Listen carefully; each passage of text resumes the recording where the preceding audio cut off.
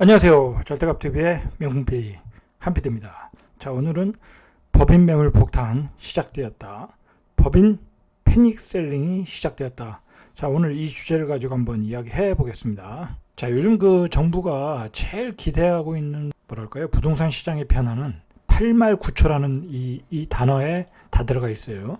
자, 8월 말, 지금이죠? 지금부터 9월 초에 시장의 분위기는 바뀔 것이다. 정부가 여기에 8말9초에 기대를 하고 있는 거예요. 자, 이 기간 동안에 서울 수도권의 아파트가 가격이 떨어져야 정부 여당의 지지율이 올라간다고 생각을 하고 있는 거예요. 그리고 그동안에 쏟아냈던 정책들, 자, 6.17 대책, 7.10 대책, 8.4 공급 대책, 그리고 임대차 보호 3법, 엄청난 부동산 정책들을 쏟아냈는데, 자, 그것으로 인해서 8말9초에 가격이 하향 안정될 것이다, 라고 기대를 하고 있는 거죠. 만약에 그것이 안 나타나고 계속 우상향한다. 자, 그러면 그야말로 정부의 정책은 실패, 그야말로 참사가 되는 거죠. 참사가. 자, 그러니까 우리가 이 8말9초에 나타나는 어떤 집값 동향, 아파트값 동향이 무척 중요해요. 자, 그런 점에서 우리가 한번 시장의 동향을 한번 살펴보자는 거죠. 시장에서 어떤 움직임이 있나. 자, 일단은 한국감정원의 통계에 의하면 서울 아파트 상승률이 둔화가 됐어요. 동일 변동률, 그러니까 0.02%. 자, 약보합 정도라고 봐야죠. 자, 전체적으로 가격은 전주보다 상승률은 떨어졌다는 거예요. 전주보다 상승률은 떨어졌다. 상승률이 둔화됐다는 거죠.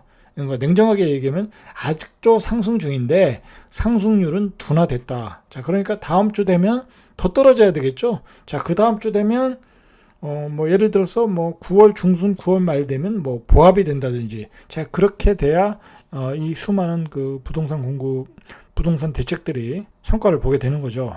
재밌는 게 뭐냐면 지금 서울 아파트의 가격을 보면 전체적으로 상승률이 둔화된 건 맞아요. 자, 거래량이 죽었으니까. 자, 그런데 이제 개별적으로 보면 예를 들어서 인기 학군 지역이 있지 않습니까?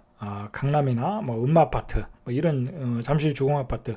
자, 이런 아파트들은 다시 거의 신고가에 근접을 했다고 그래요. 신고가에. 강남 중저가 아파트. 자, 이런 아파트들 또는 재건축 아파트들, 자, 이런 아파트들 위주로 상승을 하고 있다고 그래요. 자, 이거는 어떻게 보면 당연한 결과예요. 당연한 결과. 자, 요즘의 트렌드가 똘똘한 한 채이고, 자, 그리고 이런 지역에 교육 학군이잖아요. 학군이 제일 좋은 지역이다 보니까 전세가 없잖아요. 요즘 전세가 없으니까 당연히 매매로 이제 돌변을 하겠죠. 매매로 이제 수요가 바뀌어가지고 집이 나오면 사서 들어가는 경우가 있겠죠. 자, 그러다 보니까 이런 지역은 올라가고 있는데 전체적으로 강남도 상승률은 저하됐다. 자, 그리고 강남의 고가 아파트들도 보유세 강화. 앞으로 이제 보유세가 엄청나게 나오니까, 자, 가격들이 호가가 떨어져서 나오고 있다라는 거예요.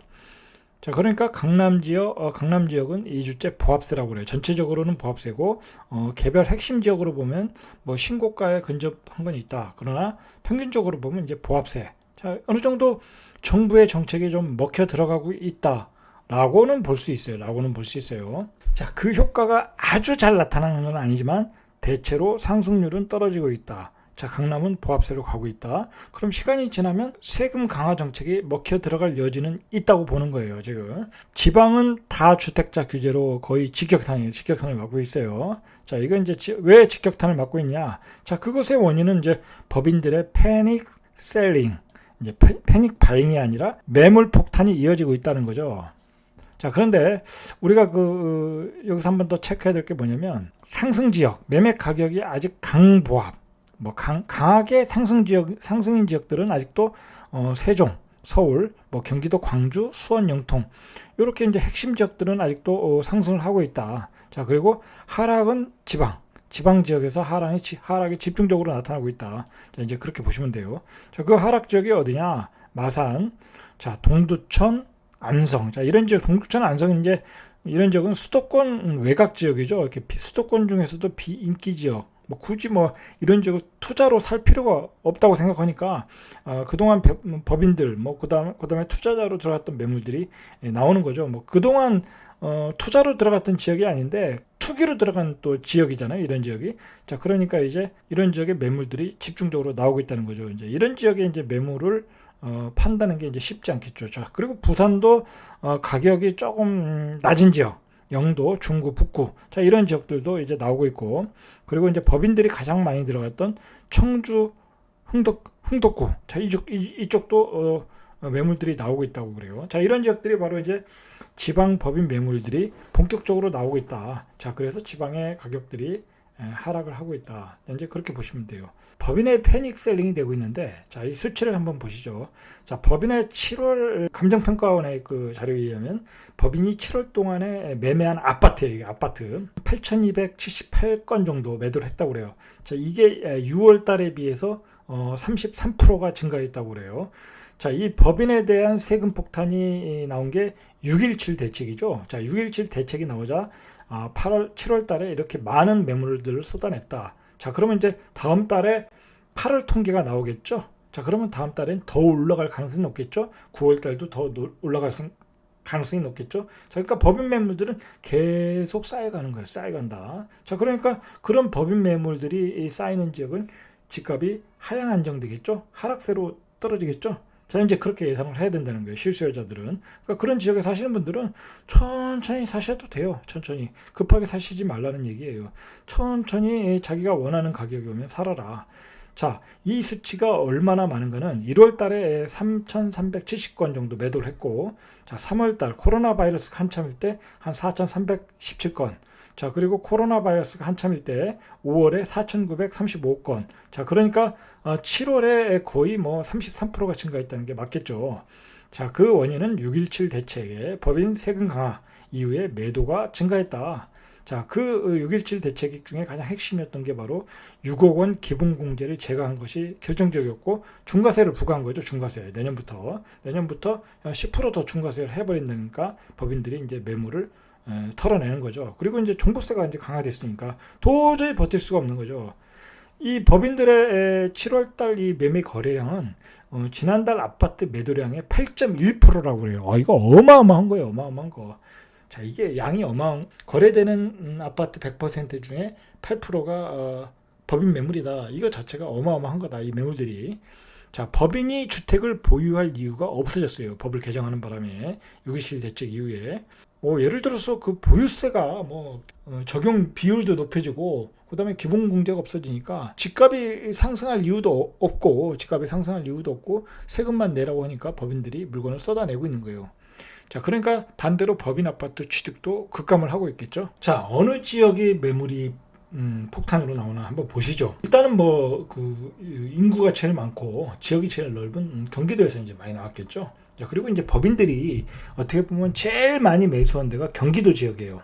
자, 그 지역부터 그 법인들이 투기를 많이 했죠. 그 수용성 지역이 그랬잖아요. 그 경기도 안산, 수용성, 화성, 그런 지역들. 자, 그러니까 그 지역에서 지금 제일 많이 나왔다. 한 3,003건 정도. 그리고 전남, 이거 의외죠. 전라남도 985건. 이 광양인가요? 거기도 많이 들어갔잖아요. 자, 경남도 749건. 경남도 김해, 창원, 구미는 경북이죠. 자, 그런 지역들에 많이 들어갔다. 자, 그런 쪽을 중심으로 매물이 나오고 있다. 자, 부산도 많이 들어갔어요. 부산도 573건. 자, 이런 지역도 많이 들어갔고, 자, 대구도 어마어마하게 들어갔어요. 자, 이 지역도 나오고 있고, 자, 충남도 천안을 중심으로 이제 매물이 많이 나오겠죠. 자, 그 다음에 서울도 336건. 서울은 이제 많이 나오는 편은 아니에요. 자, 대전도 199건. 가장 적게 나오는 곳이 세종이라고 해요. 세종이 50건 정도 거래가 됐다. 자, 그러니까 수도권과 지방의 매물이 이제 골고루 집중돼서 나오고 있다. 자, 경기도가 제일 많고, 전남, 경남 이렇게 이제 세 군데가 제일 많았다. 자, 그리고 세종이 가장 적었다. 자, 그리고 이렇게 이제 나오는 지역들, 경기도도 하남, 수원, 안성, 고양, 성남, 용인, 화성 이런 순으로 나오고 있다고 그래요. 자, 예를 들어서 그 법인의 매수가 집중된 어떤 동탄의 어떤 아파트는 한 5천 정도 가격이 하락했고, 그리고 청주 같은 데는 그 흥덕구에 법인이 집중된 아파트가 있었죠. 자, 그 아파트는 1억 정도가 떨어졌다고 해요. 자, 그러니까 이런 지역들은 이제 매물들이 앞으로도 계속 나올 것이다. 그러니까 이 지역에 사는 실수요자분들은 매수를 천천히 하셔도 돼요. 충분히. 자, 그 기간이 언제까지냐? 언제가 그럼 가장 법인 매물을 싸게 잡을 수 있느냐. 자, 그 기간이 바로 이제 2021년 재산세 납부 기간이 가까울수록 매물도 집중적으로 많이 나온다. 자, 그럼 그 기간에 가까울수록 급매들이 나오겠죠. 자, 그럼 그때 사시라는 거예요. 무주택자들은. 자, 그 시간에 가까워질수록 보유세 부담이 가중될 것이다. 자, 그러니까 그 기간이 되면 급매물이 나올 것이다. 그때 물건을 잡으시라 이거죠.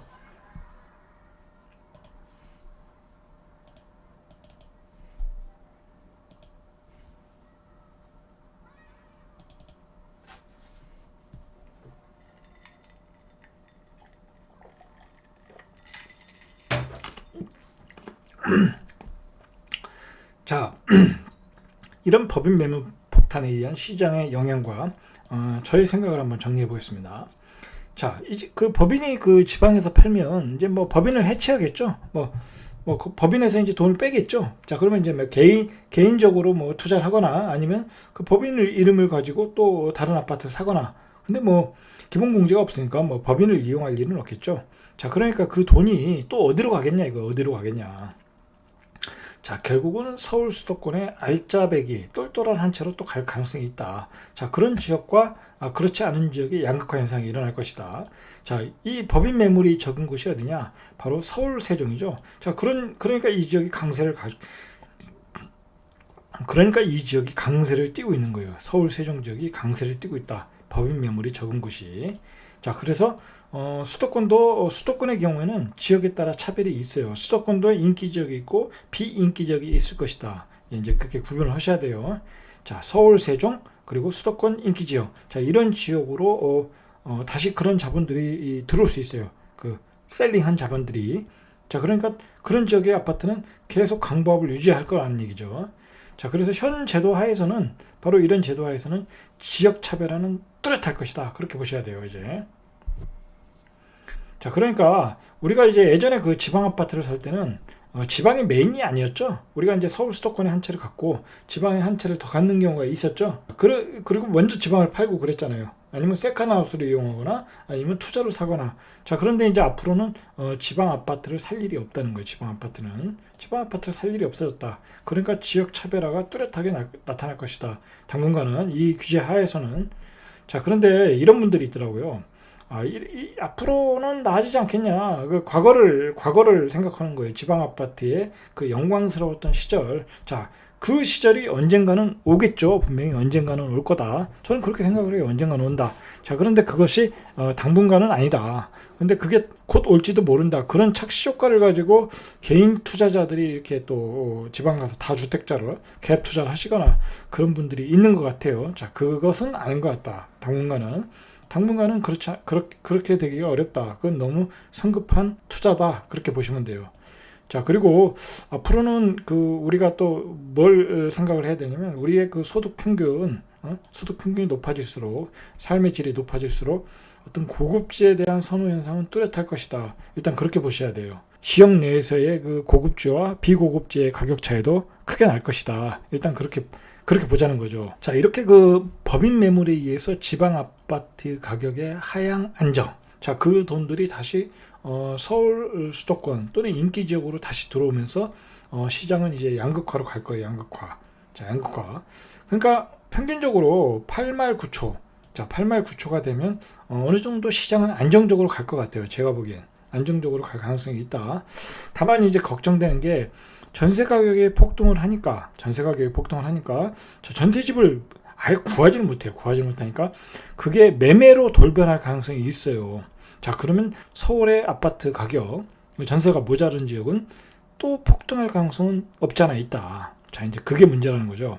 자, 그래서 이 8말 9초가 정부의 예상대로 긍정적인 방향으로 갈 것인지 아니면 그 전세를 못 구한 사람들이 또 패닉 바잉을 할 건지. 자, 그리고 이제 어쨌든 지방은 법인 매물에 의해서 가격이 떨어질 것이고 그 법인들은 그 돈을 가지고 판 가격을 가지고 서울 아파트를 또 사고 갭 투자를 하고. 자, 그러면 서울 아파트는 또 가격이 폭등할 수도 있다라는 거예요. 자, 이렇게 두 가지 방향을 다 열어놓고 봐야 돼요. 두 가지 다 방향을. 과연 전세값이 전세를 못 구해서 그게 패닉바잉으로 또 연결이 될 것이냐. 연결이 된다면 또 집값은 폭등할 수 있다. 자, 그렇지만 그 사람들이 뭐 전세든 월세든 다 자리를 잡으면, 그리고 정부의 공급 대책을 가지고 기다린다면 시장은 또 안정될 수는 있다. 자, 이제 그런 두 방향을 가지고 우리가 시장이 어떻게 전개되는지 한번 꾸준히 지켜봐야 돼. 꾸준히 지켜봐야 된다.